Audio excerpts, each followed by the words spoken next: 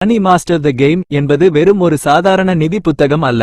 அது உழைக்கும் வர்க்கத்தினர் அனைவரும் தங்களின் பொருளாதார சிறையிலிருந்து விடுபட வழிகாட்டும் ஒரு மாபெரும் தார்மீக வழிகாட்டி ஆகும். நாம் வாழும் இந்த நவீன முதலீட்டு உலகம் ஒரு அடர்ந்த காடு போன்றது. இதில் முறையான நிதியறிவு இல்லாத ஒரு நடுத்தர மனிதன் எப்படி வால் ஸ்ட்ரீட் மற்றும் இடைத்தரகர்களின் சூழ்ச்சிகளில் சிக்கி ஏமாறாமல் தன் செல்வத்தை முறையாக பெருக்க வேண்டும் என்ற உன்னத வித்தையை இந்த புத்தகம் அணு அணுவாக நமக்கு கற்றுக் கொடுக்கிறது. இந்த புத்தகத்தின் ஆகச்சிறந்த மற்றும் அசைக்க முடியாத பலமே இதன் பின்னணியில் இருக்கும் மாபெரும் உழைப்புதான்.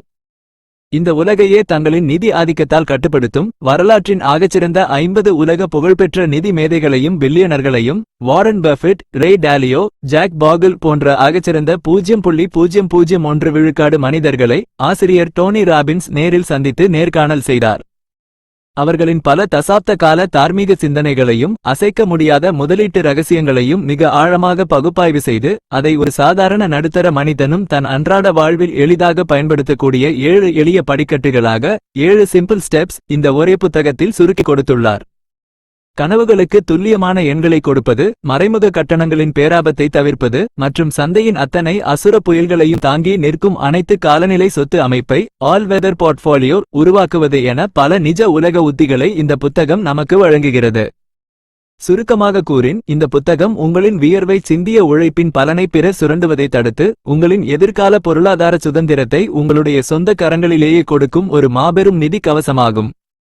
பேராசைகளை கட்டுப்படுத்தி தெளிவான திட்டமிடலுடன் அமைதியான வாழ்க்கையை வாழ விரும்பும் ஒவ்வொரு நடுத்தர வர்க்கத்து ஞானியும் அவசியம் உணர்ந்து கொள்ள வேண்டிய உன்னத நிதி பிரகடனம் இது. Chapter 1, welcome to the jungle.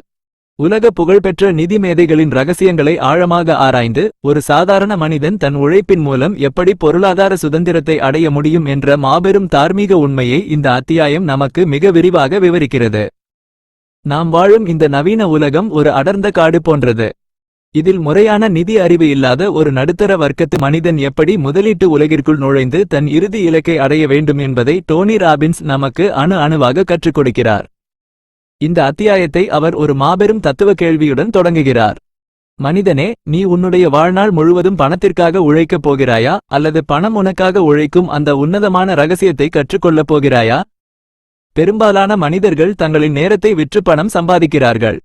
ஆனால் உண்மையான பொருளாதார சுதந்திரம் என்பது நீ தூங்கிக் கொண்டிருக்கும் போதும் உன்னுடைய பணம் உனக்காக தொடர்ந்து உழைத்துக் கொண்டே இருக்கும் அந்த உன்னதமான நிலையை மட்டுமே குறிக்கிறது. நுகர்வோன் என்ற நிலையில் இருந்து முதலீட்டாளன் என்ற நிலைக்கு மாறுவதுதான் உன்னுடைய முதல் தார்மீக கடமையாகும். நாம் செய்ய வேண்டிய முதல் காரியம் நம் உழைப்பின் பலனை பிற சுரண்டுவதற்கு அனுமதிக்காமல் அதை நமக்கான பாதுகாப்பு அரணாக மாற்றுவதுதான். நிதி உலகில் இருக்கும் ஆகப்பெரிய மாயை எது தெரியுமா? நான் இன்னும் நிறைய பணம் சம்பாதித்தால் என் அத்தனை பிரச்சனைகளும் தீர்ந்துவிடும், என் கவலைகள் யாவும் காணாமல் போய்விடும் என்று நாம் நினைப்பதுதான். டோனி ராபின்ஸ் பல வருடங்களாக உலகளாவிய எத்தனையோ கோடீஸ்வரர்களை ஆராய்ந்து இந்த உண்மையை உடைத்திருக்கிறார். எவ்வளவு பணம் சம்பாதிக்கிறோம் என்பது முக்கியமல்ல, அந்த பணத்தில் எவ்வளவு பகுதியை நாம் நமக்காக சேமித்து முதலீடு செய்கிறோம் என்பது மட்டுமே முக்கியம். உன்னுடைய தற்போதைய வருமானம் எவ்வளவு குறைவாக இருந்தாலும் அதில் ஒரு குறிப்பிட்ட பகுதியை உன்னுடைய எதிர்கால சுதந்திரத்திற்காக முதலீட்டு பெட்டகத்திற்குள் செலுத்துவதுதான் உன்னுடைய அகத்தின் தர்மம். பணத்தின் அளவு நம்முடைய சுதந்திரத்தை தீர்மானிப்பது இல்லை, அதை நாம் கையாளும் விதம் மட்டுமே தீர்மானிக்கிறது. இந்த இடத்தில் அவர் கூட்டு வட்டி என்னும் பிரபஞ்சத்தின் 8வது அதிசயத்தை பற்றி பேசுகிறார். கூட்டு வட்டி என்பது ஒரு மாபெரும் ஆலமரத்தின் விதை போன்றது. ஆரம்பத்தில் நீ விதைக்கும் சிறிய தொகை மிகவும் அற்பமானதாக ஒரு வெற்று தூசியாக தோன்றலாம். ஆனால் காலம் செல்ல செல்ல அந்த பணம் தனக்குத்தானே வட்டி குட்டி போட்டு ஒரு மாபெரும் பனிப்பாறையைப் போல அசுர வேகத்தில் வளரத் தொடங்கும். காலத்தின் சக்தியும் கூட்டு வட்டியின் ஆற்றலையும் உன்னுடைய பக்க பலமாக மாற்றிக்கொண்டால் உன்னுடைய உழைப்பின் சுமை பாதியாக குறைந்துவிடும் என்று டோனி விளக்குகிறார். சிறிய துளிகள் எப்படி பெருவெள்ளமாக மாறுகிறதோ அதேபோல உன்னுடைய எளிய சேமிப்புகளும் காலப்போக்கில் பிரமாண்டமான கோட்டையாக மாறும். இன்றைய நடுத்தர குடும்பத்து மக்களின் அன்றாட வாழ்க்கைக்கு பொருந்தும் ஒரு மிக எளிய யதார்த்தமான உதாரணத்தை நாம் இங்கே பார்க்கலாம். ஒரு நடுத்தர குடும்பத்தைச் சேர்ந்த நபர் ஒரு தனியார் நிறுவனத்தில் வேலை செய்து மாதம் 30,000 ரூபாய் சம்பளம் வாங்குகிறார் என்று வைத்துக் கொள்வோம். அவர் தன் சம்பளம் வந்தவுடன் வீட்டு வாடகை, மளிகை பொருட்கள், பிள்ளைகளின் பள்ளிக் கட்டணம் என அத்தனை வெளியுலக தேவைகளுக்கும் முதலில் பணம் செலுத்துகிறார். மாத இறுதியில் அவரிடம் 1 ரூபாய் கூட மிச்சமிருப்பதில்லை. அவர் எப்போதுமே என் சம்பளம் உயர்ந்தால் நான் சேமிக்கத் தொடங்கப் போகிறேன் என்று சாக்கு போக்கு சொல்லி தன் முதலீட்டை தள்ளி போடுகிறார். ஆனால் அவர் இந்த தத்துவத்தை புரிந்து கொண்ட ஒரு நடுத்தர வர்க்கத்து ஞானியாக இருந்தால் என்ன சிந்திப்பார்? என் சம்பளம் வந்தவுடன் நான் முதலில் பணம் செலுத்த வேண்டியது இந்த உலகத்திற்கு அல்ல, என் எதிர்கால பொருளாதார சுதந்திரத்திற்கு. என் சம்பளத்திலிருந்து ஒரு 3000 ரூபாயை நான் எனக்கே தெரியாமல் என் கைக்கு வரும் முன்பே ஒரு நல்ல முதலீட்டு திட்டத்தில் செலுத்திவிடுவேன். மீதமிருக்கும் தொகையை வைத்து என் குடும்ப செலவுகளை நான் நிர்வகிப்பேன். அவர் தன் சோம்பேறித்தனத்தை கடந்து போலி ஆடம்பர போட்டிகளில் கலந்து கொள்ளாமல் இந்த சிறிய முதலீட்டை தொடங்குவார். ஆரம்பத்தில் இந்த தொகை சிறியதாக தெரிந்தாலும் சில வருடங்களில் கூட்டு வட்டியின் சக்தியால் அது ஒரு மாபெரும் பாதுகாப்பு அரணாக மாறும். இதுதான் நடுத்தர மக்கள் தங்களின் நிதி பயணத்தை தொடங்க டோனி ராபின்ஸ் காட்டும் உன்னத வழி. இந்த கூட்டு வட்டியின் உன்னத ஆற்றலை புரிந்து கொள்ள ஒரு சிறிய தத்துவ கதையை கேட்போம். ஒரு மாபெரும் நாட்டின் அரசன் ஒருவன் இருந்தான். அவனிடம் எல்லையற்ற செல்வமும் கர்வமும் இருந்தன. ஒரு நாள் ஒரு எளிய ஏழை தத்துவ ஞானி ஒரு சதுரங்க பலகையை கையில் ஏந்தி அரசவைக்கு வந்தார்.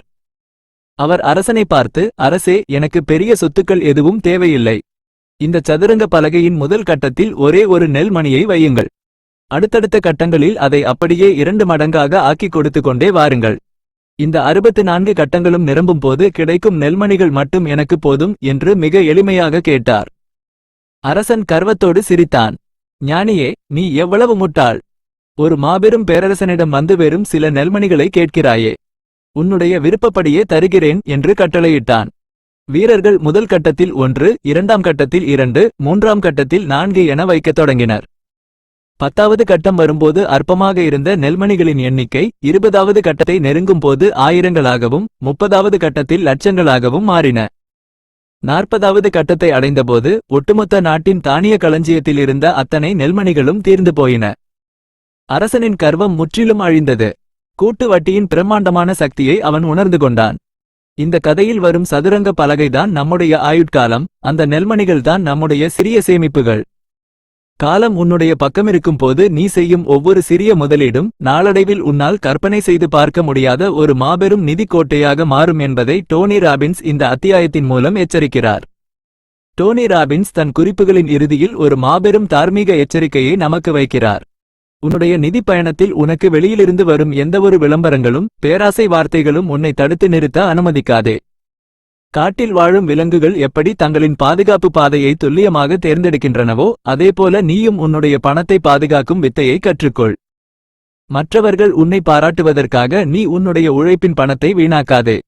நுகர்வோன் என்ற போலி முகமூடியை கழற்றி எறிந்துவிட்டு உன்னுடைய அகத்தின் விழிப்புணர்வுடன் முதலீட்டாளனாக மாறு. உன்னுடைய பணத்தை சேமிப்பது என்பது உன்னுடைய சுதந்திரத்தை நீயே விலை கொடுத்து வாங்குவதற்கு சமம். சூழ்நிலைகள் எப்படி இருந்தாலும் உன்னுடைய வருமானத்தில் ஒரு பகுதியை நீ முதலீடு செய்ய தவறினால் உன்னுடைய வாழ்நாள் முழுவதும் நீ உழைப்பு என்ற சிறைக்குள் மட்டுமே வாழ வேண்டியிருக்கும். பணம் என்பது ஒரு நல்ல வேலைக்காரன், ஆனால் மோசமான எஜமானன். அதை உனக்கு வேலைக்காரனாக மாற்றும் தத்துவ பக்குவத்தை நீ இன்றே பழகிக்கொள்ள வேண்டும். நிதியறிவு இல்லாத காடுகளுக்குள் நுழைவது தற்கொலைக்கு சமம். உன்னுடைய உழைப்பின் பயனை நீ முழுமையாக அனுபவிக்க வேண்டும் என்றால் முதலீட்டின் விதிகளையும் சந்தையின் தன்மைகளையும் நீ ஆழமாக பகுப்பாய்வு செய்ய வேண்டும். உன்னுடைய பணம் உனக்காக வேலை செய்ய தொடங்கும் அந்த வினாடியில் உன்னுடைய அகம் அற்பமான பொருளாதார கவலைகளிலிருந்து விடுபட்டு முழுமையான அமைதியை அடையும். வாழ்க்கை என்பது நமக்கு கொடுக்கப்பட்ட ஒரு குறுகிய கால போர்க்களம். உன்னுடைய உள்மனக் கோட்டையை நீ பலமாக வைத்திருக்கும் அதே வேளையில் உன்னுடைய பணத்தையும் உனக்காக உழைக்க வைக்கும் அந்த தார்மீக வித்தையை கற்றுக்கொள். டோனி ராபின்ஸின் நிதி எழுச்சி மற்றும் காட்டுப்பயணத்தின் முதல் அத்தியாயம் இத்தோடு முழுமையாக நிறைவடைகிறது. இப்போது நாம் டோனி ராபின்ஸின் நிதி பயணத்தின் மிக முக்கியமான பகுதிக்குள் நுழைகிறோம். இந்த அத்தியாயத்தின் தலைப்பு சாப்டர் 2, பிகம் தி இன்சைடர். முதலீட்டு உலகம் என்ற அடர்ந்த காட்டிற்குள் உங்களை வீழ்த்த காத்திருக்கும் மாபெரும் நிதி வலைகளையும் வால் ஸ்ட்ரீட் போன்ற பெரிய நிறுவனங்கள் உங்களின் உழைப்பை சுரண்டுவதற்காக உருவாக்கியுள்ள மறைமுக கட்டணங்களையும் இந்த அத்தியாயம் மிக ஆழமாகவும் பகுப்பாய்வு ரீதியாகவும் வெளிச்சம் போட்டு காட்டுகிறது. ஒரு சாதாரண நடுத்தர வர்க்கத்து மனிதன் சந்தையின் உண்மையான விதிகளை தெரிந்து கொண்டு எப்படி ஒரு வெளியாட்களாக ஏமாறாமல் சிஸ்டத்தின் உள்ளே இருக்கும் ஒரு உள்விவரம் தெரிந்த நபராக மாற வேண்டும் என்பதை டோனி ராபின்ஸ் நமக்கு அணுவாக விவரிக்கிறார். இந்த அத்தியாயத்தை அவர் ஒரு மாபெரும் நிதி சார்ந்த உளவியல் பகுப்பாய்வோடு தொடங்குகிறார். முதலீட்டுத் துறை என்பது ஒரு உன்னதமான அறிவியல் அல்ல, அது உங்களின் அறியாமையை மூலதனமாக கொண்டு இயங்கும் ஒரு மாபெரும் வணிக கட்டமைப்பு. நீங்கள் கஷ்டப்பட்டு சம்பாதிக்கும் பணத்தை முதலீடு செய்யும்போது உங்களை சுற்றி இருக்கும் நிதி ஆலோசகர்களும் பரஸ்பர நிதி நிறுவனங்களும் தங்களை உங்களின் பாதுகாவலர்களாக காட்டிக்கொள்வார்கள். ஆனால் அவர்கள் உங்களின் லாபத்தில் பங்கு கேட்பதில்லை. மாறாக, சந்தை வீழ்ச்சியடைந்தாலும் சரி, வளர்ச்சியடைந்தாலும் சரி, உங்களின் ஒட்டுமொத்த முதலீட்டுத் தொகையிலிருந்து ஒரு குறிப்பிட்ட சதவிகிதத்தை மறைமுக கட்டணங்களாக தொடர்ந்து எடுத்துக்கொண்டே இருப்பார்கள். இந்த தந்திரத்தை உடைப்பதுதான் உங்களின் முதல் கடமையாகும். நிதி உலகில் இருக்கும் ஆகப்பெரிய முதல் கட்டுக்கதை என்னவென்றால், அதிக கட்டணம் வாங்கும் நிபுணர்களால் நிர்வகிக்கப்படும் பரஸ்பர நிதிகள் எப்போதும் சந்தையை விட அதிக லாபத்தை தரும் என்பதுதான். டோனி ராபின்ஸ் அமெரிக்காவின் ஆகச்சிறந்த நிதி மேதையான ஜாக் போகில் மற்றும் வாரன் பஃபெட் ஆகியோரின் பல வருட தரவுகளை பகுப்பாய்வு செய்து இந்த மாயையை உடைக்கிறார். உண்மையில், தீவிரமாக நிர்வகிக்கப்படும் பரஸ்பர நிதிகளில் 92% நிதிகள் சாதாரண இண்டெக்ஸ் ஃபண்டுகளை விட குறைந்த லாபத்தையே தருகின்றன. நீங்கள் உங்களின் பணத்தை ஒரு நிபுணரிடம் கொடுக்கும்போது, அவர் உங்களின் லாபத்தை அதிகப்படுத்துவதை விட தன் நிறுவனத்தின் கமிஷன் தொகையை உறுதி செய்வதிலேயே குறியாக இருக்கிறார். இரண்டாவது கட்டுக்கதை, மறைமுக கட்டணங்கள் என்பது வெறும் 1% அல்லது 2% தானே, அது நம்முடைய லாபத்தை பெரிய அளவில் பாதித்துவிடாது என்று நாம் நினைப்பதுதான். இந்த இடத்தில் டோனி ராபின்ஸ் கூட்டு வட்டியின் எதிர்மறை ஆற்றலை விளக்குகிறார். ஒரு சிறிய கட்டணம் உங்களின் 30 வருட முதலீட்டு காலத்தில் உங்களின் ஒட்டுமொத்த இறுதி லாபத்தில் கிட்டத்தட்ட 50% விழுங்கிவிடும். வட்டி எப்படி உங்களின் பணத்தை பெருக்குகிறதோ அதேபோல இந்த மறைமுக கட்டணங்கள் உங்களின் செல்வத்தை அடியோடு அரித்துவிடும். நீங்கள் உழைத்து சம்பாதிக்கும் பணத்தின் பெரும்பகுதி உங்களுக்கே தெரியாமல் உங்களின் கணக்கிலிருந்து திருடப்படுகிறது என்பதை நீங்கள் உணர வேண்டும். இன்றைய நடுத்தர வர்க்கத்து மக்களின் தற்போதைய நவீன வாழ்க்கைக்கு பொருந்தும் ஒரு முற்றிலும் புதிய நடைமுறை உதாரணத்தை நாம் இங்கே பார்க்கலாம்.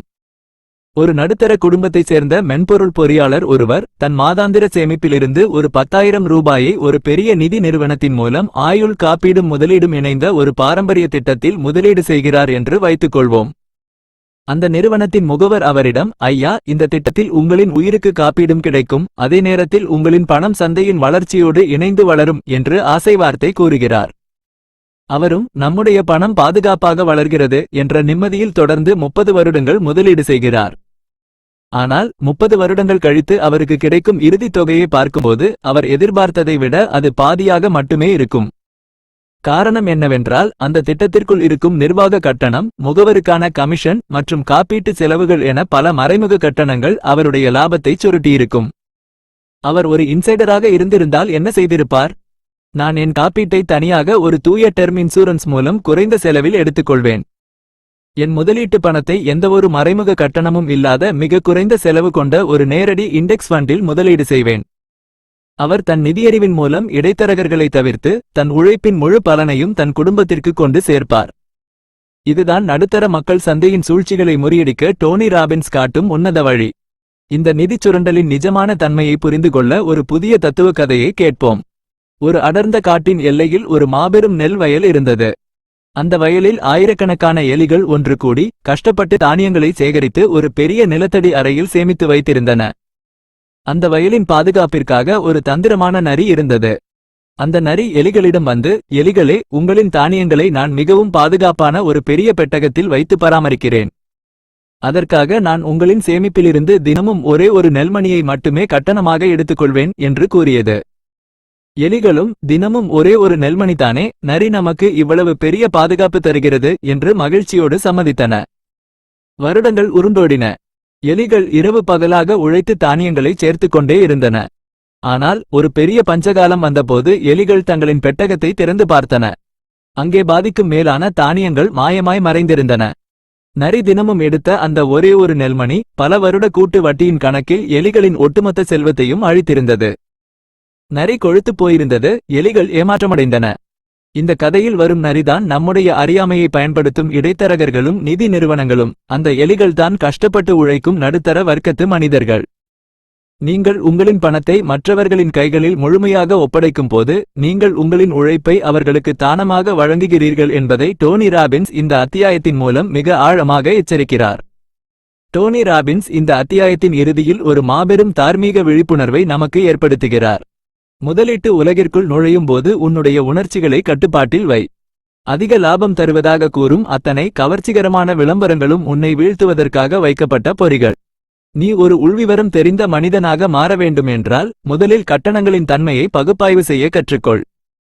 எந்தவொரு முதலீட்டிலும் இருக்கும் ஹிடன் ஃபீஸ் மற்றும் எக்ஸ்பென்ஸ் ரேஷியோ என்ன என்பதை துல்லியமாக கணக்கிடு. இடைத்தரகர்களின் போலி புன்னகையை நம்பி உன்னுடைய வியர்வை சிந்திய பணத்தை இழக்காதே. உன்னுடைய நிதி ஆலோசகர் ஒரு ஃபிட்யூஷரி எனப்படும் உங்களுடைய நன்மைக்காக மட்டுமே சட்டப்பூர்வமாக செயல்பட வேண்டிய கடமைப்பட்டவரா அல்லது வெறும் ஒரு புரோக்கர் எனப்படும் கமிஷனுக்காக வேலை செய்பவரா என்பதை துல்லியமாக பிரித்து பார்க்க தெரிந்துகொள். இந்த உலகத்தில் இலவசமாக யாருக்கும் யாரும் வழிகாட்டுவதில்லை. உன்னுடைய பணத்தின் பாதுகாப்பை நீயே உறுதி செய்ய வேண்டும். உன்னுடைய உள்மனக்கோட்டையின் நிதியறிவுதான் உன்னுடைய ஆகச்சிறந்த ஆயுதம். வாழ்க்கை என்பது ஒரு மாபெரும் நிதி சார்ந்த விளையாட்டு. அதில் விதிகளை தெரிந்து கொள்ளாமல் விளையாடுபவன் எப்போதும் தோற்றுக்கொண்டே இருப்பான். உன்னுடைய உழைப்பின் பயனை நீயும் உன்னுடைய குடும்பமும் முழுமையாக அனுபவிக்க வேண்டும் என்றால் நீ சந்தையின் ஒரு இன்சைடர் ஆக மாற வேண்டும். டோனி ராபின்ஸின் நிதி உண்மை மற்றும் இன்சைடர் விழிப்புணர்வின் 2ஆம் அத்தியாயம் இத்தோடு முழுமையாக நிறைவடைகிறது. Chapter 3 what is the price of your dreams? இதோ இப்போது நாம் டோனி ராபின்ஸின் நிதி பயணத்தின் மிக உன்னதமான மற்றும் நடைமுறை சாத்தியமான ஒரு பகுதிக்குள் நுழைகிறோம். இந்த அத்தியாயத்தின் தலைப்பு chapter 3 what is the price of your dreams? பொதுவாக முதலீட்டு உலகிற்குள் நுழையும் அத்தனை மனிதர்களும் நான் ஒரு பெரிய கோடீஸ்வரன் ஆக வேண்டும், என்னிடம் கணக்கில்லாத பணம் இருக்க வேண்டும் என்ற ஒரு தெளிவற்ற பிரமாண்டமான கனவோடுதான் ஓடிக்கொண்டிருக்கிறார்கள். ஆனால் டோனி ராபின்ஸ் இந்த அத்தியாயத்தில் அந்த போலி மாயையை முற்றிலும் உடைத்தெடுக்கிறார். அடைய முடியாத ஒரு கற்பனை இலக்கை நோக்கி ஓடுவதை நிறுத்திவிட்டு உன்னுடைய பொருளாதார சுதந்திரத்திற்கான உண்மையான விலை என்ன என்பதை துல்லியமாக கணக்கிட்டு அந்த மாபெரும் விளையாட்டை நீ எப்படி மிக எளிதாக வெல்ல வேண்டும் என்பதை இந்த அத்தியாயம் நமக்கு மிக ஆழமாகவும் பகுப்பாய்வு ரீதியாகவும் கற்றுக் கொடுக்கிறது. இந்த அத்தியாயத்தை அவர் ஒரு மாபெரும் உளவியல் உண்மையுடன் தொடங்குகிறார். மனிதர்கள் பணத்தை விரும்புவதில்லை, பணம் தங்களுக்கு தரக்கூடிய அந்த உணர்ச்சிகளையும் சுதந்திரத்தையும் தான் விரும்புகிறார்கள். உனக்கு $1 பில்லியன் பணம் தேவை என்று நீ சும்மா காற்றில் கோட்டை கட்டினால் உன்னுடைய உள்மனம் அதை ஒருபோதும் நம்பாது. இலக்கு தெளிவில்லாமல் இருக்கும்போது உன்னுடைய பயணமும் பாதியிலேயே முடங்கிவிடும். அதற்கு பதிலாக உன்னுடைய கனவுகளின் விலையை 5 வெவ்வேறு நிலைகளாக பிரித்து அதை எப்படி ஒரு எளிய மனிதனும் சாதிக்க முடியும் என்று டோனி நமக்கு மிக விரிவாக வழிகாட்டுகிறார். முதல் நிலை ஃபைனான்ஷியல் கேப்பபிலிட்டி எனப்படும் அடிப்படை நிதித்திறன். அதாவது உன்னுடைய மாதாந்திர வீட்டு வாடகை, மளிகை செலவுகள், மின்சார கட்டணம் மற்றும் கடன்களுக்கான வட்டி போன்ற அத்தியாவசிய தேவைகளை உன்னுடைய முதலீடுகளின் லாபம் மட்டுமே கவனித்துக் கொள்ளும் ஒரு நிலை.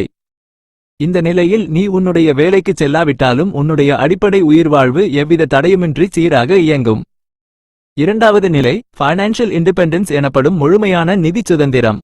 இந்த நிலையை நீ அடைந்துவிட்டால் நீ உன்னுடைய வாழ்நாளில் மீண்டும் ஒருபோதும் பணத்திற்காக வேலை செய்ய தேவையில்லை.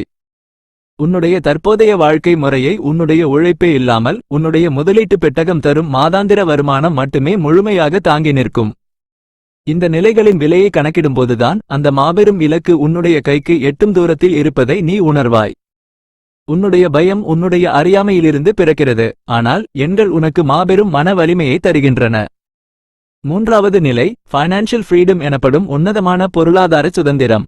இதில் உன்னுடைய அடிப்படை தேவைகள் மட்டுமின்றி உனக்கு விருப்பமான சில ஆடம்பர பயணங்கள், பொழுதுபோக்குகள் மற்றும் உன்னுடைய கனவு பொருட்களுக்கான செலவுகளையும் உன்னுடைய முதலீட்டு லாபமே கவனித்துக் கொள்ளும். நீ எவ்வளவு பணம் சம்பாதிக்கிறாய் என்பது முக்கியமல்ல, உன்னுடைய இலக்கை நீ எவ்வளவு துல்லியமாக எண்களால் குறித்து வைத்திருக்கிறாய் என்பது மட்டுமே முக்கியம் என்று டோனி ராபின்ஸ் கூறுகிறார். தெளிவற்ற எண்ணங்கள் உன்னை தோல்வியை நோக்கி மட்டுமே அழைத்துச் செல்லும். இன்றைய நடுத்தர வர்க்கத்து மக்களின் தற்போதைய நவீன வாழ்க்கைக்கு பொருந்தும் ஒரு முற்றிலும் புதிய நடைமுறை உதாரணத்தை நாம் இங்கே பார்க்கலாம். ஒரு நடுத்தர குடும்பத்தைச் சேர்ந்த 30 வயது திக்கத்தக்க ஒரு நபர் ஒரு தனியார் வங்கியில் மேலாளராக வேலை செய்கிறார் என்று வைத்துக் கொள்வோம். அவருடைய மனதில் நான் என் 60வது வயதில் ஓய்வு பெறும்போது என் கையில் ஒரு 10 கோடி ரூபாய் இருக்க வேண்டும், அப்போதுதான் என் குடும்பம் நிம்மதியாக வாழ முடியும் என்ற ஒரு பிரமாண்டமான எண்ணம் இருக்கிறது. ஆனால் அந்த 10 கோடி என்ற தொகையை கற்பனை செய்து பார்க்கும்போதே அவருக்குள் ஒரு பெரிய பயமும் சோர்வும் வந்துவிடுகிறது. நம்முடைய தற்போதைய சிறிய சம்பளத்தில் இதையெல்லாம் எப்படி சாதிக்க முடியும் என்று நினைத்து அவர் முதலீடு செய்வதையே தள்ளி போடுகிறார் அல்லது அற்பமான தொகையை மட்டும் சேமிக்கிறார். ஆனால் அவர் இந்த அத்தியாயத்தின் தத்துவத்தை புரிந்து கொண்ட ஒரு நடுத்தர வர்க்கத்து ஞானியாக இருந்தால் என்ன சிந்திப்பார்? அவர் தன் கனவின் விலையை துல்லியமாக பகுப்பாய்வு செய்வார். என் குடும்பத்தின் தற்போதைய அத்தியாவசிய மாதாந்திர செலவு 50,000 ரூபாய். அப்படியென்றால் எனக்கு வருடத்திற்கு 6 லட்சம் ரூபாய் தேவை. பணவீக்கத்தையும் கணக்கில் கொண்டு என் முதலீட்டு பெட்டகத்திலிருந்து எனக்கு வருடத்திற்கு 6 லட்சம் ரூபாய் வட்டியாக கிடைக்க வேண்டும் என்றால் என் ஒட்டுமொத்த முதலீட்டுத் தொகை எவ்வளவு இருக்க வேண்டும்? அவர் கணக்கிட்டு பார்க்கும்போது அவருக்கு தேவைப்படும் தொகை அவர் நினைத்த 10 கோடியை விட மிக குறைவாக வெறும் 1,5 கோடியாக மட்டுமே இருக்கும். இப்போது அந்த மாபெரும் இலக்கு ஒரு அசுரனாக தெரியாமல் அவர் எளிதில் அடையக்கூடிய ஒரு எளிய படிக்கட்டாக மாறும். அவர் பயந்து நடுங்காமல் இன்றே தன் மாதாந்திர சேமிப்பை திட்டமிட்டு தொடங்கப் போவார். இதுதான் நடுத்தர மக்கள் தங்களின் போலி பயங்களை கடந்து உண்மையான நிம்மதியை கண்டடைய டோனி காட்டும் உன்னத வழி. இந்த துல்லியமான இலக்கின் அவசியத்தை புரிந்து கொள்ள ஒரு புதிய தத்துவ கதையை கேட்போம். ஒரு மாபெரும் பேரரசின் அரசன் ஒருவன் தன் நாட்டின் ஆகச்சிறந்த வில்வித்தை வீரர்களை அழைத்து ஒரு போட்டியை நடத்தினான். அந்த போட்டியில் கலந்து கொள்வதற்காக உலக புகழ்பெற்ற எத்தனையோ மாவீரர்கள் வந்திருந்தனர். அரசன் மைதானத்தின் நடுவே ஒரு மாபெரும் இலக்கினை வைத்தான். ஆனால் போட்டி தொடங்குவதற்கு முன்னால் வீரர்களின் கண்களை ஒரு கருத்த துணியால் கட்டினான். அதன் பிறகு அந்த மாபெரும் இலக்கினை ஒரு பெரிய திரையால் மூடி மறைத்தான். இப்போது அரசன் வீரர்களை பார்த்து, மாவீரர்களே, உங்களின் அம்புகளை எய்து அந்த இலக்கின் மையப்புள்ளியை துல்லியமாக தாக்குங்கள் என்று கட்டளையிட்டான். வீரர்கள் திகைத்து நின்றனர். கண்களும் கட்டப்பட்டு இலக்கும் மறைக்கப்பட்டிருக்கும் போது எப்படி அம்புகளை எய்ய முடியும்? அத்தனை மாவீரர்களும் எய்த அம்புகள் காற்றில் திசைமாறி எங்கெங்கோ விழுந்து வீணாயின. அப்போது கூட்டத்தில் இருந்த ஒரு எளிய தத்துவஞானி புன்னகைத்தார். அவர் அரசனை பார்த்து, அரசே, உன்னால் பார்க்க முடியாத ஒரு இலக்கை உன்னால் ஒருபோதும் தாக்க முடியாது. அது எவ்வளவு பெரிய மாவீரனாக இருந்தாலும் இலக்கு தெரியாதபோது அவனுடைய அத்தனை அம்புகளும் வெறும் குப்பைகளே என்று கூறினார். இந்த கதையில் வரும் மறைக்கப்பட்ட இலக்குதான் தெளிவில்லாத நம்முடைய பொருளாதார கனவுகள். அந்த அம்புகள்தான் நாம் தினமும் சிந்திக்கும் வியர்வை துளிகள். நீங்கள் எதை நோக்கி ஓடுகிறீர்கள் என்ற தெளிவு உங்களின் மனதில் இல்லாதபோது உங்களின் அத்தனை உழைப்பும் காலப்போக்கில் வீணாகிவிடும் என்பதை டோனி ராபின்ஸ் இந்த அத்தியாயத்தின் மூலம் மிக ஆழமாக எச்சரிக்கிறார். டோனி ராபின்ஸ் இந்த அத்தியாயத்தின் இறுதியில் ஒரு மாபெரும் தார்மீக விழிப்புணர்வை நமக்கு ஏற்படுத்துகிறார். முதலீட்டு உலகிற்குள் நுழையும்போது உன்னுடைய கனவுகளுக்கு ஒரு துல்லியமான விலையை கொடு. மற்றவர்களின் ஆடம்பர வாழ்க்கையை பார்த்து உன்னுடைய இலக்குகளை மாற்றியமைக்காதே. உன்னுடைய குடும்பத்தின் உண்மையான சுதந்திரத்திற்கு என்ன தேவையோ அதை மட்டும் எண்களால் குறித்து வை. அந்த இலக்கை நோக்கி உன்னுடைய முதலீட்டு பயணத்தை இன்றே இந்த வினாடியே ஒரு மாபெரும் போர்வீரனைப் போல தொடங்கு. காலம் உன்னுடைய பக்கமிருக்கும் போது உன்னுடைய ஒவ்வொரு சிறிய தார்மீக முதலீடும் உன்னை அந்த உன்னதமான சுதந்திரத்தை நோக்கி அழைத்துச் செல்லும். உன்னுடைய அகக்கோட்டையின் நிதியறிவுதான் உன்னுடைய ஆகச்சிறந்த ஆயுதம். உன்னால் பார்க்க முடிந்த, உன்னால் துல்லியமாக கணக்கிட முடிந்த ஒரு இலக்கை அடைவது இந்த உலகத்தில் மிக எளிதான விஷயம். பேராசைகளை கட்டுப்படுத்தி தெளிவான திட்டமிடலுடன் நிகழ்காலத்தில் வாழ பழகு. வாழ்க்கை என்பது ஒரு மாபெரும் நிதி சார்ந்த விளையாட்டு. அதில் உன்னுடைய கனவுகளின் விலையை தெரிந்து கொண்டு விளையாடுபவன் மட்டுமே உண்மையான வெற்றியாளனாக மாற முடியும். உன்னுடைய உழைப்பின் பயனை நீயும் உன்னுடைய குடும்பமும் முழுமையாக அனுபவிக்க வேண்டும் என்றால் நீ உன்னுடைய இலக்குகளை துல்லியமாக அறிய வேண்டும். டோனி ராபின்ஸின் நிதி உண்மை மற்றும் கனவுகளின் விலை விழிப்புணர்வின் 3ஆம் அத்தியாயம் இத்தோடு முழுமையாக நிறைவடைகிறது. உன்னுடைய தார்மீக நிதியறிவோடு அடுத்த அத்தியாயத்தை நோக்கி நேர்கோட்டில் பயணம் செய். உன்னுடைய அகத்தின் தூய்மையும் எண்களின் துல்லியமும் உனக்கு எப்போதும் வெற்றியை தரும்.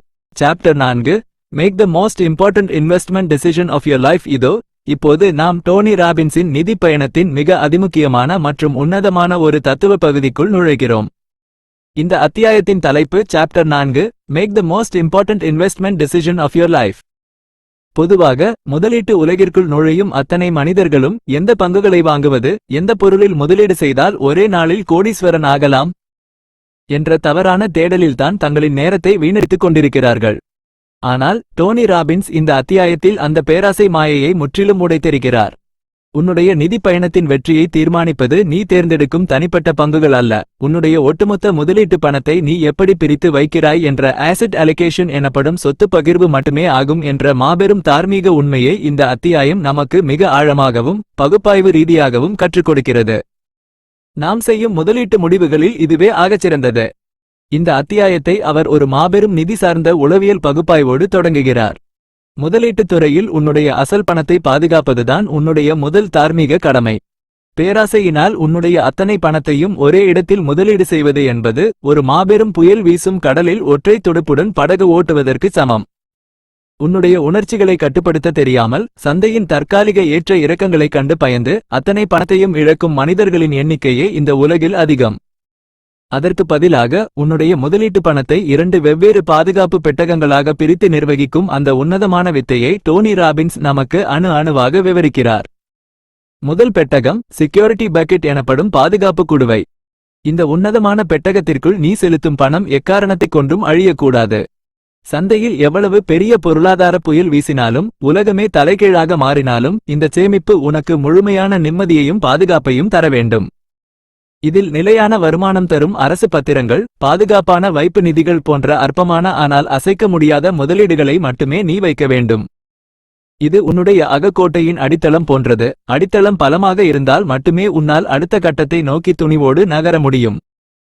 உன்னுடைய வாழ்க்கையின் தரம் என்பது உன்னுடைய பாதுகாப்பின் வலிமையை பொறுத்தே அமைகிறது.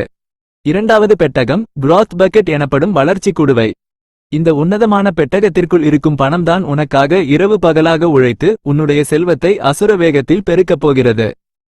இதில் சந்தையின் வளர்ச்சியோடு இணைந்து வளரக்கூடிய இண்டெக்ஸ் ஃபண்டுகள், பங்குகள் மற்றும் இதர முதலீடுகளை நீ வைக்க வேண்டும். இதில் தற்காலிகமாக ஏற்ற இறக்கங்கள் வரலாம், சில நேரங்களில் வீழ்ச்சிகளும் ஏற்படலாம். ஆனால் உன்னுடைய செக்யூரிட்டி பக்கெட் உனக்கு கொடுக்கும் அந்த மாபெரும் நிம்மதியின் காரணமாக இந்த வளர்ச்சி குடுவையில் ஏற்படும் தற்காலிக சரிவுகளைக் கண்டு நீ ஒருபோதும் பயந்து நடுங்க மாட்டாய். இந்த இரண்டு பெட்டகங்களுக்கு இடையே இருக்கும் சமநிலைதான் உன்னுடைய நிதி சுதந்திரத்தின் ரகசியம் என்று டோனி விளக்குகிறார். இன்றைய நடுத்தர வர்க்கத்து மக்களின் தற்போதைய நவீன வாழ்க்கைக்கு பொருந்தும் ஒரு முற்றிலும் புதிய நடைமுறை உதாரணத்தை நாம் இங்கே பார்க்கலாம். ஒரு நடுத்தர குடும்பத்தைச் சேர்ந்த 35 வயது மதிக்கத்தக்க ஒரு பெண் ஒரு தனியார் பள்ளியில் ஆசிரியராக வேலை செய்து வருகிறார் என்று வைத்துக்கொள்வோம். அவர் தன் மாதாந்திர சேமிப்பான 20,000 ரூபாயை அத்தனையும் கொண்டு சென்று சமீபத்தில் அசுர வேகத்தில் வளர்ந்து கொண்டிருக்கும் ஒரு புதிய நிறுவனத்தின் பங்குகளில் மட்டுமே முழுமையாக முதலீடு செய்கிறார். அவர் மனதில் இந்த நிறுவனம் அடுத்த சில வருடங்களில் மும்மடங்கு லாபம் தரும், நாம் சீக்கிரமே ஒரு புதிய வீடு வாங்கிவிடலாம் என்ற பேராசை எண்ணம் இருக்கிறது. ஆனால் திடீரென்று ஏற்பட்ட ஒரு சர்வதேச பொருளாதார மந்தநிலை காரணமாக அந்த நிறுவனத்தின் பங்குகள் ஒரே வாரத்தில் 50% சரிந்துவிடுகின்றன. அந்த பெண் கடுமையான அதிர்ச்சியும் ஏமாற்றமும் மன அழுத்தமும் அடைந்து பயத்தின் காரணமாக தன் எஞ்சிய பணத்தையும் நஷ்டத்தில் நுகர்ந்து விடுகிறார். ஆனால் அவர் இந்த அத்தியாயத்தின் தத்துவத்தை புரிந்து கொண்ட ஒரு நடுத்தர வர்க்கத்து ஞானியாக இருந்தால் என்ன சிந்திப்பார்? அவர் தன் சேமிப்பான 20,000 ரூபாயை இப்படி ஒரே இடத்தில் பேராசையோடு கொட்டமாட்டார். அவர் தன் பணத்தை 2 பெட்டகங்களாக பிரிப்பார். என் சேமிப்பில் ஒரு 10,000 ரூபாயை பாதுகாப்பான செக்யூரிட்டி பக்கெட்குள் செலுத்திவிடுவேன். மீதமிருக்கும் 10,000 ரூபாயை மட்டுமே சந்தையின் அசுர வளர்ச்சியை நோக்கி growth பக்கெட்குள் செலுத்துவேன். இப்போது சந்தையில் எவ்வளவு பெரிய புயல் வீசினாலும் அவருடைய பாதுகாப்பு குடுவை அப்படியே கம்பீரமாக இருக்கும். அந்த நிம்மதியில் அவர் தன் வளர்ச்சி குடுவையின் சரிவுகளை ஒரு சவாலாக ஏற்றுக்கொண்டு தன் பயணத்தை தொடர்வார். இதுதான் நடுத்தர மக்கள் தங்களின் பேராசைகளை கடந்து உண்மையான நிம்மதியை கண்டடைய டோனி காட்டும் உன்னத சொத்து பகிர்வு வழி. இந்த சொத்து பகிர்வின் உன்னத அவசியத்தை புரிந்து கொள்ள ஒரு புதிய தத்துவ கதையை கேட்போம். ஒரு மாபெரும் கடலின் கரையில் ஒரு வயதான மாலுமி வாழ்ந்து வந்தான். அவனிடம் ஒரு பெரிய சரக்கு கப்பல் இருந்தது. அவன் தன் கப்பலில் அண்டை நாடுகளுக்கு மாபெரும் நறுமணப் பொருட்களை ஏற்றிச் சென்று வியாபாரம் செய்து வந்தான். ஒருமுறை அவன் கப்பலில் பொருட்களை ஏற்றும்போது அத்தனை பொருட்களையும் கப்பலின் ஒரே ஒரு பக்கத்தில் மட்டுமே குவித்து வைக்க முற்பட்டான். அவனுடைய இளம் உதவியாளன் ஓடி வந்து, ஐயா, அத்தனை பாரத்தையும் ஒரே பக்கத்தில் வைத்தால் கப்பலின் சமநிலை கெட்டுவிடுமே, கடலில் புயல் வீசும்போது கப்பல் கவிழ்ந்து விடுமே என்று எச்சரித்தான். மாலுமி கர்வத்தோடு சிரித்தான்.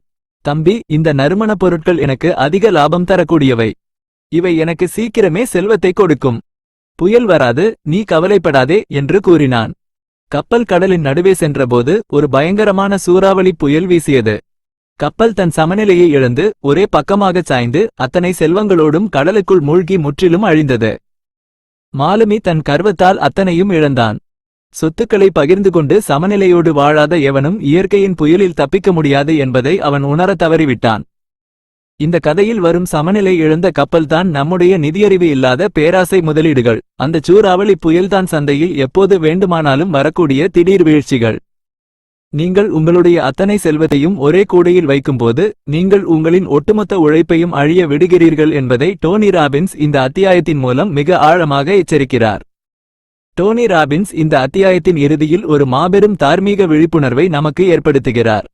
முதலீட்டு உலகிற்குள் நுழையும்போது உன்னுடைய அசல் பணத்தின் பாதுகாப்பிற்கு முதலிடம் கொடு. அதிக லாபம் தருவதாக கூறும் அத்தனை கவர்ச்சிகரமான விளம்பர எனாலம் உன்னுடைய சொத்து பகிர்வை சிதைப்பதற்காக வைக்கப்பட்ட பொறிகள். நீ ஒரு உள்விவரம் தெரிந்த மனிதனாக மாற வேண்டும் என்றால் முதலில் உன்னுடைய செக்யூரிட்டி பக்கெட் மற்றும் growth பக்கெட் ஆகியவற்றின் விகிதாச்சாரத்தை துல்லியமாக தீர்மானித்துக்கொள். இடைத்தரகர்களின் பேராசை வார்த்தைகளை நம்பி உன்னுடைய வியர்வை சிந்திய பணத்தை ஒரே இடத்தில் கொட்டி அழித்து விடாதே.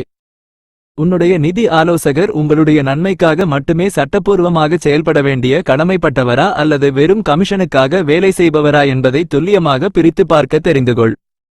உன்னுடைய அகக்கோட்டையின் நிதியறிவுதான் உன்னுடைய ஆகச்சிறந்த ஆயுதம். உன்னால் சமநிலையோடு நிர்வகிக்கப்படும் ஒரு முதலீட்டு பெட்டகம் இந்த உலகத்தில் உனக்கு எல்லையற்ற அமைதியையும் நிம்மதியையும் தரும். பேராசைகளை கட்டுப்படுத்தி தெளிவான சொத்து பகிர்வுடன் நிகழ்காலத்தில் வாழ பழகு. வாழ்க்கை என்பது ஒரு மாபெரும் நிதி சார்ந்த விளையாட்டு. அதில் சொத்து பகிர்வின் விதியை தெரிந்து கொண்டு விளையாடுபவன் மட்டுமே உண்மையான வெற்றியாளனாக மாற முடியும். உன்னுடைய உழைப்பின் பயனை நீயும் உன்னுடைய குடும்பமும் முழுமையாக அனுபவிக்க வேண்டும் என்றால் நீ உன்னுடைய முதலீட்டு முடிவை சரியாக எடுக்க வேண்டும். உன்னுடைய அகத்தின் தூய்மையும் சொத்து பகிர்வின் சமநிலையும் உனக்கு எப்போதும் மாபெரும் வெற்றியை தரும். உன்னுடைய எதிர்கால சுதந்திரம் உன்னுடைய கரங்களிலேயே உள்ளது. சாப்டர் 5 அப்சைட் வித்அவுட் த டவுன்சைட். இதோ முதலீட்டு உலகிற்குள் இருக்கும் அத்தனை சாதாரண மனிதர்களுக்கும் ஒரு மாபெரும் ஏக்கம் எப்போதும் உண்டு. சந்தை அசுர வேகத்தில் வளரும்போது அந்த லாபத்தின் முழு பலனும் எனக்கு கிடைக்க வேண்டும். ஆனால் சந்தை பயங்கரமாக வீழ்ச்சியடையும் போது என் அசல் பணத்தில் ஒரு ரூபாய் கூட அழியக்கூடாது என்பதுதான் அது. இந்த விசித்திரமான சாத்தியமற்ற இலக்கை கேட்கும்போது பல நிதி நிறுவனங்கள் அதை ஒரு பெரிய மாயை என்று மறுப்பார்கள். ஆனால் டோனி ராபின்ஸ் இந்த அத்தியாயத்தில் உலகின் ஆகச்சிறந்த முதலீட்டு மேதையான ரே டாலியோவின் ரகசியங்களை ஆராய்ந்து அந்த மாபெரும் வித்தையை எப்படி நாம் நிஜ வாழ்க்கையில் சாத்தியமாக்க வேண்டும் என்பதை நமக்கு மிக ஆழமாகவும் பகுப்பாய்வு ரீதியாகவும் கற்றுக் கொடுக்கிறது. சந்தையின் அசுர புயலில் உன்னுடைய படகு சேதமடையாமல் இருக்க வேண்டும் என்றால் நீ பிரபஞ்சத்தின் அத்தனை காலநிலைகளையும் தாங்கக்கூடிய ஒரு மாபெரும் ஆல் வெதர் போர்ட்ஃபோலியோ எனப்படும் அனைத்து காலநிலை சொத்து அமைப்பை கட்டமைக்க வேண்டும். பெரும்பாலான மனிதர்கள் சந்தை உச்சத்தில் இருக்கும்போது பேராசையினால் அத்தனை பணத்தையும் முதலீடு செய்வார்கள். சந்தை வீழ்ச்சியடையும் போது பயத்தின் காரணமாக நஷ்டத்தில் அத்தனையையும் விற்றுவிட்டு ஓடிவிடுவார்கள். இந்த உணர்ச்சிவசப்படும் சுழற்சியிலிருந்து உன்னை முழுமையாக விடுவித்து எந்தவொரு சூழ்நிலையிலும் உன்னுடைய சொத்துக்களை பாதுகாக்கும் ஒரு மாபெரும் உத்தியை டோனி நமக்கு அணு அணுவாக விவரிக்கிறார். உன்னுடைய அசல் பணத்தின் பாதுகாப்பே உன்னுடைய இறுதி வெற்றியாகும்.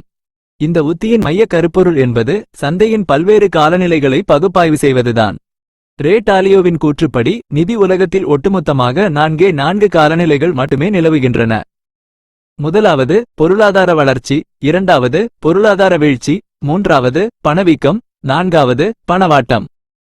இந்த 4 காலநிலைகளிலும் வெவ்வேறு வகையான முதலீடுகள் வெவ்வேறு விதமாக செயல்படுகின்றன. உதாரணமாக பொருளாதாரம் வளரும்போது பங்குகள் நன்றாக செயல்படும். ஆனால் பணவீக்கம் அதிகமாகும்போது தங்கம் மற்றும் அத்தியாவசிய பொருட்கள் மட்டுமே உன்னுடைய செல்வத்தை காப்பாற்றும். எனவே உன்னுடைய பணத்தை இந்த 4 நிலைகளுக்கும் ஏற்றவாறு மிக துல்லியமாக பிரித்து வைப்பதுதான் உன்னுடைய தார்மீக கடமையாகும். ரே டாலியோவின் இந்த அனைத்து காலநிலை சொத்து அமைப்பின் துல்லியமான விகிதாச்சாரம் என்ன என்பதை டோனி ராபின்ஸ் நமக்காக வெளிப்படுத்துகிறார். உன்னுடைய ஒட்டுமொத்த முதலீட்டு பணத்தில் 30% மட்டுமே நீ பங்குகளுக்குள் செலுத்த வேண்டும். ஏனெனில் பங்குகள் அதிக லாபத்தை தந்தாலும் அவை அதிக ஆபத்து நிறைந்தவை. மீதமிருக்கும் பணத்தில் 45% நீண்ட கால அரசு பத்திரங்களிலும் 15% நடுத்தர கால அரசு பத்திரங்களிலும் முதலீடு செய்ய வேண்டும்.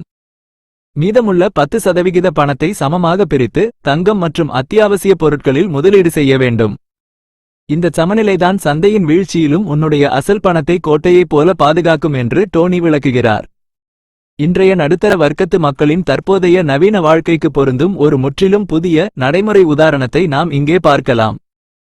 ஒரு நடுத்தர குடும்பத்தைச் சேர்ந்த 40 வயது மதிக்கத்தக்க ஒரு நபர் ஒரு பெரிய உணவகத்தில் தலைமைச் சமையற்காரராக வேலை செய்து வருகிறார் என்று வைத்துக் கொள்வோம். அவர் தன் பல வருட உழைப்பின் சேமிப்பான ஒரு 5 லட்சம் ரூபாயை அத்தனையும் கொண்டு சென்று சந்தையின் தற்காலிக வளர்ச்சியை மட்டுமே நம்பி அத்தனையையும் ஒரே இடத்தில் பங்குகளிலோ அல்லது ஏதோ ஒரு பரஸ்பர நிதியிலோ முதலீடு செய்து வைக்கிறார். திடீரென்று ஒரு சர்வதேச பொருளாதார புயல் அல்லது தொற்றுநோய் காரணமாக ஒட்டுமொத்த சந்தையும் 30% சரிந்து விடுகிறது. அவருடைய 5 லட்சம் ரூபாய் சேமிப்பு உடனடியாக 3,50,000 குறைகிறது.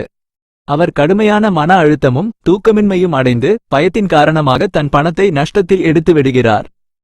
ஆனால் அவர் இந்த அத்தியாயத்தின் தத்துவத்தை புரிந்து கொண்ட ஒரு நடுத்தர வர்க்கத்து ஞானியாக இருந்தால் என்ன சிந்திப்பார்? அவர் தன் 5 லட்சம் ரூபாய் சேமிப்பை இப்படி உணர்ச்சிவசப்பட்டு ஒரே இடத்தில் கொட்ட மாட்டார். அவர் ரே டாலியோவின் ஆல் வெதர் விகிதாச்சாரத்தை பயன்படுத்துவார். என் 5 லட்சம் ரூபாயில் 1.5 லட்சத்தை மட்டுமே பங்குகளில் முதலீடு செய்வேன். 2,25,000 நீண்ட கால அரசு பத்திரங்களிலும் 75,000 நடுத்தர கால அரசு பத்திரங்களிலும் வைப்பேன். மீதமிருக்கும் 50,000 தங்கம் மற்றும் இதர பொருட்களில் பிரித்து முதலீடு செய்வேன். இப்போது சந்தையில் எவ்வளவு பெரிய வீழ்ச்சி வந்தாலும் அவருடைய பத்திரங்களும் தங்கமும் அந்த வீழ்ச்சியை முழுமையாக சமன் செய்துவிடும். அவருடைய அசல் பணம் 1 மில்லிமீட்டர் கூட அழியாமல் அப்படியே பாதுகாப்பாக இருக்கும். இதுதான் நடுத்தர மக்கள் தங்களின் வியர்வை சிந்திய பணத்தை அழியாமல் பாதுகாக்க டோனி காட்டும் உன்னத வழி. இந்த அனைத்து காலநிலை சொத்து அமைப்பின் உன்னத அவசியத்தை புரிந்து கொள்ள ஒரு புதிய தத்துவ கதையை கேட்போம். ஒரு மாபெரும் மலை கிராமத்தின் எல்லையில் ஒரு வயதான விவசாயி வாழ்ந்து வந்தான். அவனிடம் ஒரு பெரிய பழத்தோட்டம் இருந்தது. அவன் தன் தோட்டத்தில் எத்தனையோ வருடங்களாக பல வகையான பழ மரங்களை வளர்த்து வந்தான். அவனுடைய பக்கத்து வீட்டுக்காரன் பேராசையினால் அந்த வருடம் சந்தையில் அதிக விலைக்கு விற்கப்படும் மாம்பழ மரங்களை மட்டுமே தன் தோட்டம் முழுவதும் நட்டான். அவன் மாம்பழங்கள் மூலம் ஒரே நாளில் மாபெரும் கோடீஸ்வரன் ஆக வேண்டும் என்று கனவு கண்டான். ஆனால் அந்த வருடத்தின் கோடைக்காலம் முடிந்தவுடன் யாரும் எதிர்பார்க்காத வகையில் ஒரு பயங்கரமான ஆலங்கட்டி மழையும் கடுமையான பனிப்பொழிவும் ஏற்பட்டது. பேராசைக்காரனின் மாம்பழ மரங்கள் அத்தனையும் அந்த பனிப்பொழிவை தாங்க முடியாமல் முற்றிலும் கருகி அழிந்தன. அவன் அத்தனையையும் இழந்து கதறினான். ஆனால் அந்த வயதான விவசாயியோ தன் தோட்டத்தில் மாம்பழ மரங்கள் மட்டுமின்றி கடுமையான குளிரை தாங்கும் ஆப்பிள் மரங்கள், வறட்சியை தாங்கும் பேரீச்சம்பழ மரங்கள் என பல வகையான மரங்களை பிரித்து நட்டிருந்தான். மாம்பழங்கள் கருகினாலும் அவனுடைய ஆப்பிள் மரங்கள் அவனுக்கு மாபெரும் லாபத்தை தந்தன. எந்தவொரு காலநிலையிலும் அவனுடைய தோட்டம் அவனுக்கு வாழ்வாதாரத்தை கொடுத்து கொண்டே இருந்தது. சமநிலையோடு தற்காப்பை கட்டமைத்தவன் மட்டுமே இயற்கையின் சீற்றங்களில் தப்பிக்க முடியும் என்பதை உலகம் உணர்ந்து கொண்டது. இந்த கதையில் வரும் பனிப்பொழிவால் அழிந்த தோட்டம் தான் நம்முடைய நிதியறிவு இல்லாத பேராசை முதலீடுகள். அந்த அனைத்து காலநிலை மரங்கள்தான் ரே டாலியோவின் ஆல் வெதர் போர்ட்ஃபோலியோ.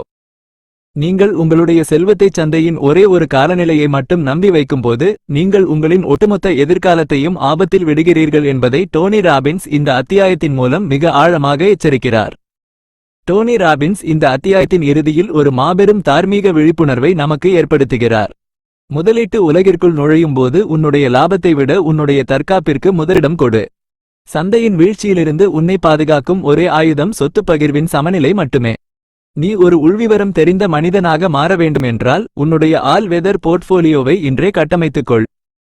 இடைத்தரகர்களின் கவர்ச்சிகரமான வார்த்தைகளை நம்பி உன்னுடைய வியர்வை சிந்திய பணத்தை சந்தையின் ஆபத்துகளுக்கு பலியாக கொடுத்துவிடாதே.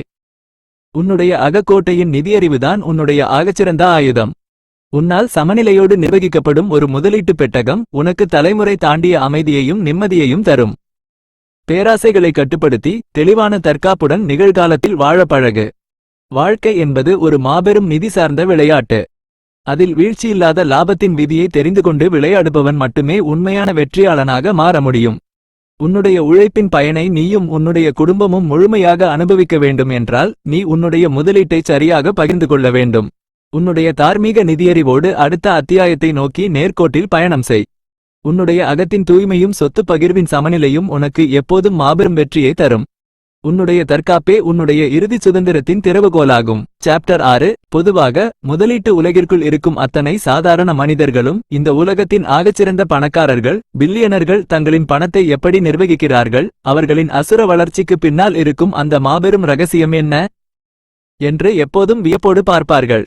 டோனி ராபின்ஸ் இந்த அத்தியாயத்தில் வெறும் கற்பனையான தத்துவங்களை பேசாமல் இந்த உலகையே தங்களின் நிதி ஆதிக்கத்தால் கட்டுப்படுத்தும் ஆகச்சிறந்த 50 நிதி மேதைகளை, உதாரணமாக Warren Buffett, Carl Icahn, David Swensen போன்றவர்களை நேரில் சந்தித்து அவர்களின் சிந்தனை முறையை ஆராய்ந்து அந்த மாபெரும் ரகசியத்தை ஒரு சாதாரண மனிதனும் தன் நிஜ வாழ்க்கையில் எப்படி பயன்படுத்த வேண்டும் என்பதை நமக்கு மிக ஆழமாகவும் பகுப்பாய்வு ரீதியாகவும் கற்றுக் கொடுக்கிறார்.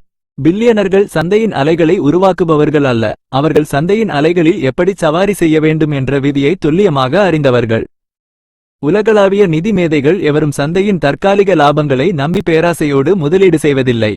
அவர்களின் ஒட்டுமொத்த முதலீட்டு சிந்தனையும் 2 மிக முக்கியமான தத்துவ தூண்களின் மீதுதான் கட்டமைக்கப்பட்டிருக்கிறது. முதலாவது, குறைந்த ஆபத்தில் அதிக லாபம் பெறும் விசித்திரமான சமநிலை. இரண்டாவது, பன்முகப்படுத்துதல் எனப்படும் தற்காப்பு அரண். இந்த 2 விதிகளையும் நீ உன்னுடைய அகக்கோட்டையின் தர்மமாக மாற்றிக்கொண்டால் நீயும் இந்த உலகத்தின் ஆகச்சிறந்த முதலீட்டாளர்களைப் போல சிந்திக்கத் தொடங்கிவிடுவாய் என்று டோனி நமக்கு அணுவாக விவரிக்கிறார். இந்த அத்தியாயத்தில் டோனி ராபின்ஸ் நமக்கு அறிமுகப்படுத்தும் முதல் மாபெரும் ரகசியம், உலக புகழ்பெற்ற முதலீட்டாளர்கள் எவரும் அதிக ஆபத்தை எடுத்தால் மட்டுமே அதிக லாபம் கிடைக்கும் என்ற வால் ஸ்ட்ரீட்டின் பொய்யான விதியை நம்புவதில்லை என்பதுதான். மாறாக அவர்கள் உன்னுடைய அசல் பணம் அழியாமல் இருப்பதற்கே 100% முக்கியத்துவம் கொடுக்கிறார்கள். வாரன் பஃபெட்டின் புகழ்பெற்ற முதல் விதி, உன்னுடைய அசல் பணத்தை ஒருபோதும் இழந்துவிடாதே. அவருடைய இரண்டாவது விதி, முதல் விதியை எப்போதும் மறந்துவிடாதே. பில்லியனர்கள் எப்போதும் ₹1 ஆபத்தில் வைத்தால் அதற்கு பதிலாக ₹5 லாபம் கிடைக்கும் ஒரு துல்லியமான சூழ்நிலை அமையும் வரை பொறுமையோடு காத்திருக்கிறார்கள். இந்த தார்மீக பொறுமைதான் அவர்களின் ஆகச்சிறந்த ஆயுதமாகும். இரண்டாவது மாபெரும் ரகசியம், டேவிட் ஸ்வென்சன் போன்ற பல்கலைக்கழக நிதி மேலாளர்கள் பயன்படுத்தும் உன்னதமான சொத்து பகிர்வு முறை.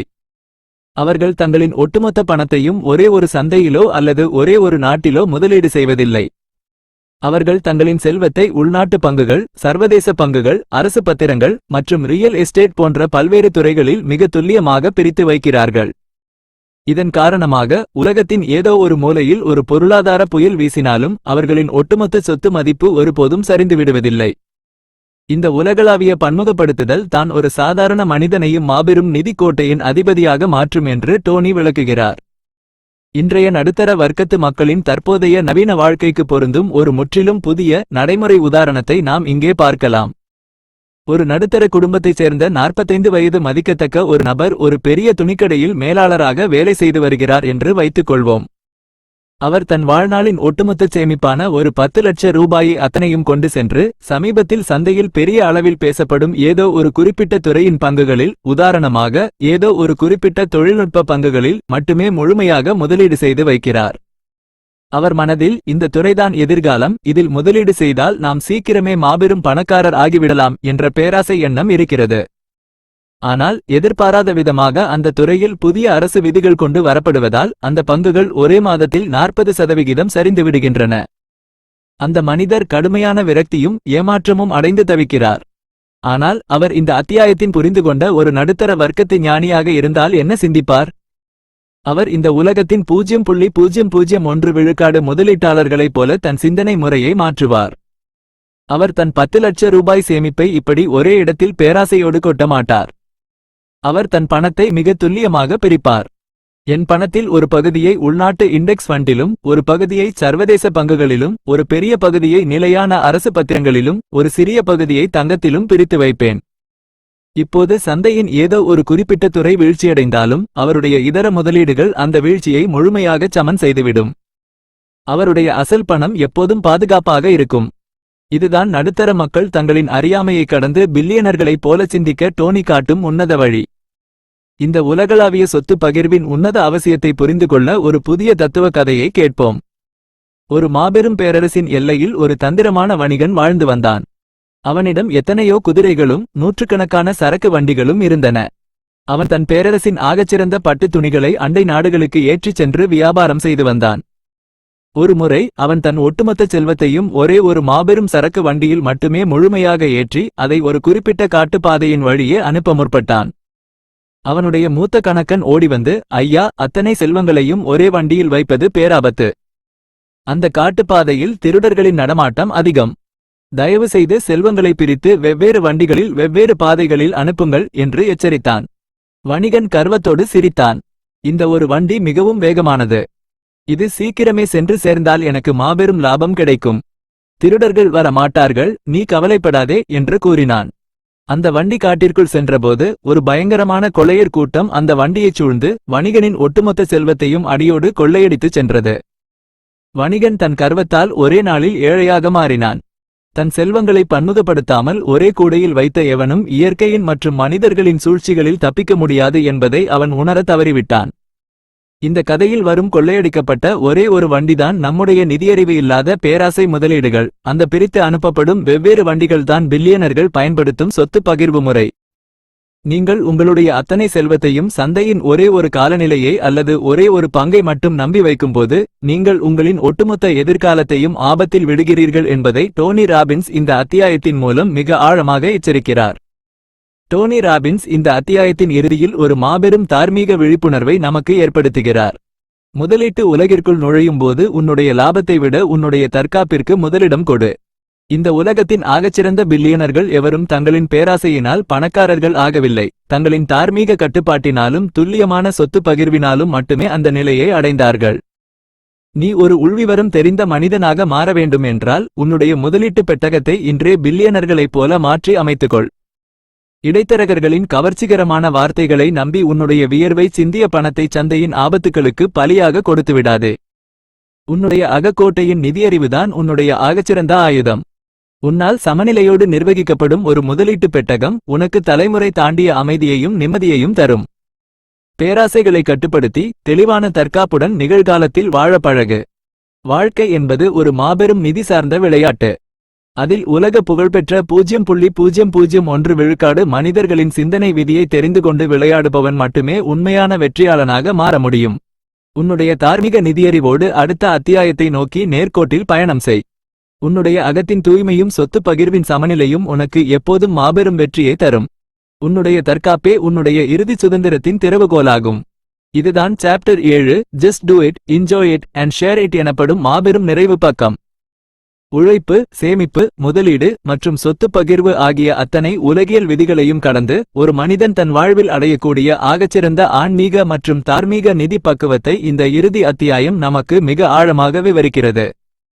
உலக புகழ்பெற்ற நிதி மேதைகளின் உத்திகளை தெரிந்து கொண்ட பிறகு அதை நாம் எப்படி நம்முடைய நிஜ வாழ்க்கையில் உடனடியாக செயல்படுத்த வேண்டும், எக்ஸிகியூஷன், அந்த செல்வத்தை கொண்டு எப்படி நம்முடைய வாழ்க்கையை முழுமையாக மகிழ்ந்து அனுபவிக்க வேண்டும், என்ஜாய்மெண்ட், மற்றும் நம்மை சுற்றி இருக்கும் சமூகத்திற்கு அதை எப்படி கொடுத்து பகிர வேண்டும், கான்ட்ரிபியூஷன் என்ற மாபெரும் வாழ்வியல் உண்மையை இந்த அத்தியாயம் நமக்கு மிக ஆழமாகவும் பகுப்பாய்வு ரீதியாகவும் கற்றுக் கொடுக்கிறது. இந்த அத்தியாயத்தை அவர் ஒரு மாபெரும் உளவியல் மற்றும் தார்மீக கேள்வியுடன் தொடங்குகிறார். மனிதனே, நீ இந்த உலகத்தில் எல்லையற்ற செல்வத்தைச் சேர்த்து ஒரு மாபெரும் நிதி கோட்டையை கட்டினாலும் உன்னுடைய உள்மனம் எப்போதும் பற்றாக்குறை என்ற பயத்திலேயே வாழ்ந்தால் நீ ஒரு ஏழைதான். உண்மையான செல்வம் என்பது உன்னுடைய வங்கிக் கணக்கில் இருக்கும் எண்களில் இல்லை, உன்னுடைய அகத்தில் இருக்கும் நிறைவிலும் நீ வாழும் ஒவ்வொரு நொடியிலும் உனக்கு கிடைக்கும் அந்த மாபெரும் நிம்மதியிலும் மட்டுமே உள்ளது. நிதியறிவு என்பது வெறும் பணத்தை பெருக்குவது மட்டும் அல்ல, அது நம்முடைய ஒட்டுமொத்த வாழ்க்கையின் தரத்தை உயர்த்துவதற்கே என்பதை டோனி ராபின்ஸ் நமக்கு ஆழமாக உணர்த்துகிறார். இந்த அத்தியாயத்தின் முதல் தார்மீக தூண் தி பவர் ஆஃப் எக்ஸிகியூஷன் எனப்படும் உடனடியாக செயல்படும் ஆற்றல். இந்த உலகத்தில் அத்தனை விதிகளையும் உத்திகளையும் புத்தக வடிவில் படித்துவிட்டு மௌனமாக இருக்கும் மனிதர்களின் எண்ணிக்கையே அதிகம். நாளை செய்வோம், அடுத்த மாதம் சேமிப்போம் என்ற சோம்பேறித்தனமே ஒரு மனிதனின் ஆகப்பெரிய எதிரி. டோனி ராபின்ஸ் நமக்கு கொடுக்கும் முதல் கட்டளை, உன்னுடைய ஆல் வெதர் போர்ட்ஃபோலியோ முதலீட்டை இன்றே இந்த வினாடியே ஒரு சிறிய தொகையை கொண்டாவது உடனடியாக தொடங்கு என்பதுதான். திட்டமிடுதல் என்பது உன்னுடைய பாதையை தீர்மானிக்கிறது, ஆனால் உன்னுடைய செயல்பாடு மட்டுமே உன்னை இலக்கை நோக்கி நகர்த்துகிறது. இரண்டாவது தார்மீக தூண் தி ஆர்ட் ஆஃப் என்ஜாய்மெண்ட் எனப்படும் வாழ்க்கையை மகிழ்ந்து அனுபவிக்கும் கலை. பல மனிதர்கள் பணத்தை சேமிக்கும் பேராசையினால் தங்களின் நிகழ்கால வாழ்க்கையை முற்றிலும் கசப்பாக்கிக் கொள்கிறார்கள். தங்களின் பிள்ளைகளுடனும் குடும்பத்தாருடனும் செலவிட நேரமில்லாமல் இரவு பகலாக பணத்தின் பின்னால் ஓடி இறுதியில் தங்களின் உடல் ஆரோக்கியத்தையும் மன அமைதியையும் இழந்து தவிக்கிறார்கள். இது ஒரு மாபெரும் நிதி சார்ந்த அறியாமை என்று டோனி சாடுகிறார். பணம் என்பது ஒரு கருவி மட்டுமே, அது உன்னுடைய வாழ்க்கையை அழகாக மாற்றுவதற்காக வந்த ஒரு எளிய வேலைக்காரன். எனவே உன்னுடைய சேமிப்பிற்கு இணையாக உன்னுடைய குடும்பத்தின் மகிழ்ச்சிக்கும் உன்னுடைய ஆன்மாவின் நிறைவிற்கும் நீ முக்கியத்துவம் கொடுக்க வேண்டும். மூன்றாவது மற்றும் மிக உன்னதமான தார்மீக தூண் தி சீக்ரெட் ஆஃப் கான்ட்ரிபியூஷன் எனப்படும் கொடுத்து பகிரும் உன்னத ரகசியம். உன்னால் மற்றவர்களுக்கு என்ன கொடுக்க முடிகிறது என்பதுதான் உன்னுடைய உண்மையான செல்வத்தின் அளவு. நாம் இந்த உலகிற்கு வரும்போது எதையும் கொண்டு வரவில்லை, செல்லும்போது எதையும் கொண்டு செல்லப் போவதும் இல்லை. அப்படியிருக்க நமக்கு பிரபஞ்சம் தந்த செல்வத்திலிருந்து ஒரு சிறிய பகுதியை நம்மை சுற்றி இருக்கும் ஏழை எளிய மக்களின் முன்னேற்றத்திற்காகவும் சமூகத்தின் பொது நலனிற்காகவும் தாராளமாக கொடுத்து பகிரும்போது நம்முடைய ஆன்மா ஒரு மாபெரும் உன்னதமான நிம்மதியை அடைகிறது. கொடுப்பதே உண்மையான நிறைவு. அந்த நிறைவுதான் உன்னுடைய பேராசைகளையும் பணத்தை பற்றிய பயங்களையும் உன்னுடைய உள்மனதிலிருந்து அடியோடு அறுத்தெறியும் என்று டோனி விளக்குகிறார். இன்றைய நடுத்தர வர்க்கத்து மக்களின் தற்போதைய நவீன வாழ்க்கைக்கு பொருந்தும் ஒரு முற்றிலும் புதிய நடைமுறை உதாரணத்தை நாம் இங்கே பார்க்கலாம். ஒரு நடுத்தர குடும்பத்தைச் சேர்ந்த 50 வயது மதிக்கத்தக்க ஒரு நபர் ஒரு பெரிய தொழிற்சாலையில் கணக்காளராக வேலை செய்து வருகிறார் என்று வைத்துக் கொள்வோம். அவர் தன் வாழ்நாள் முழுவதும் கடுமையாக உழைத்து தன் பிள்ளைகளை படிக்க வைத்து ஒரு நல்ல முதலீட்டு பெட்டகத்தையும் கட்டமைத்து வைத்திருக்கிறார். ஆனால் அவருக்குள் எப்போதும் ஒரு ஆழமான பயம் இருந்து கொண்டே இருக்கிறது. ஒருவேளை நம்முடைய பணம் தீர்ந்துவிட்டால் என்ன செய்வது, நம்முடைய எதிர்காலம் என்னவாவது என்ற கவலையினால் அவர் தன் குடும்பத்திற்காக ஒரு சிறிய தொகையை செலவழிப்பதற்கு கூட கடுமையாக கஞ்சத்தனம் செய்கிறார். அவருடைய கசப்பான மனநிலை அவருடைய குடும்பத்தின் நிம்மதியையும் கெடுக்கிறது. ஆனால் அவர் இந்த அத்தியாயத்தின் தத்துவத்தை புரிந்து கொண்ட ஒரு நடுத்தர வர்க்கத்து ஞானியாக இருந்தால் என்ன சிந்திப்பார்? அவர் தன் சிந்தனை முறையை முழுமையாக மாற்றி அமைப்பார். நான் என் கடமைகளை நேர்மையோடு செய்துவிட்டேன். என் முதலீடுகள் பாதுகாப்பாக வளர்ந்து கொண்டிருக்கின்றன. நடந்து முடிந்த ஒன்றை நினைத்து நான் பெருமைப்படுகிறேன். என் கட்டுப்பாட்டில் இல்லாத எதிர்காலத்தை பற்றி நான் பயப்பட மாட்டேன். என் கைவசம் இருக்கும் இந்த நிகழ்காலத்தை என் குடும்பத்துடன் மகிழ்ச்சியாக அனுபவிப்பேன். அவர் தன் சேமிப்பின் வட்டியிலிருந்து ஒரு சிறிய பகுதியை தன் மனைவிக்கும் பிள்ளைகளுக்கும் விருப்பமான காரியங்களுக்காக செலவிடுவார். அதே நேரத்தில் தன் பகுதியில் இருக்கும் வசதியற்ற ஏழை குழந்தைகளின் கல்விக்காக ஒரு சிறிய தொகையை தாராளமாக தானமாக வழங்குவார். இப்போது அவருடைய உள்மனதிலிருந்த அத்தனை பற்றாக்குறை பயங்களும் மறைந்து ஒரு மாபெரும் நிம்மதியும் செல்வச் செழிப்பும் இயல்பாகவே குடியேறும். இதுதான் நடுத்தர மக்கள் தங்களின் போலி பயங்களை கடந்து உண்மையான நிம்மதியை கண்டடைய டோனி காட்டும் உன்னத வழி. இந்த கொடுத்து பகிரும் தத்துவத்தின் உன்னத அவசியத்தை புரிந்து கொள்ள ஒரு புதிய தத்துவ கதையை கேட்போம். ஒரு மாபெரும் நதியின் கரையில் 2 அழகான குளங்கள் இருந்தன.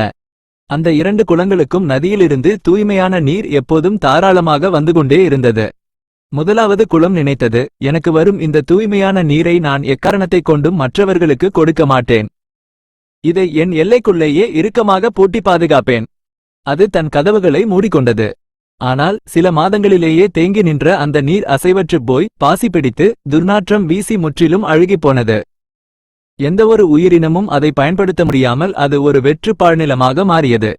ஆனால் அதன் அருகில் இருந்த 2வது குளமோ தனக்கு வந்த நீரை தாராளமாக தன் பகுதியில் இருந்த வயல்களுக்கும் தாகத்தோடு வந்த பறவைகளுக்கும் விலங்குகளுக்கும் தாராளமாக பகிர்ந்து கொடுத்து கொண்டே இருந்தது.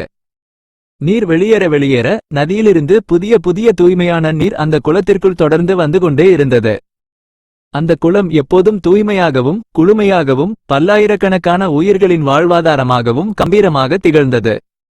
கொடுப்பதே உன்னுடைய தூய்மையை காக்கும் என்ற பிரபஞ்சத்தின் விதியை அத்தனை உயிர்களும் உணர்ந்து கொண்டன.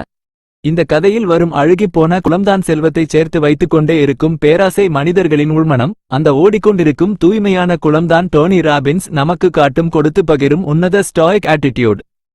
நீங்கள் உங்களுடைய செல்வத்தை உங்களின் சுயநலத்திற்காக மட்டுமே பூட்டி வைக்கும்போது நீங்கள் உங்களின் ஆன்மாவை அறியாமை என்ற சிறைக்குள் அடைக்கிறீர்கள் என்பதை டோனி ராபின்ஸ் இந்த அத்தியாயத்தின் மூலம் மிக ஆழமாக எச்சரிக்கிறார்.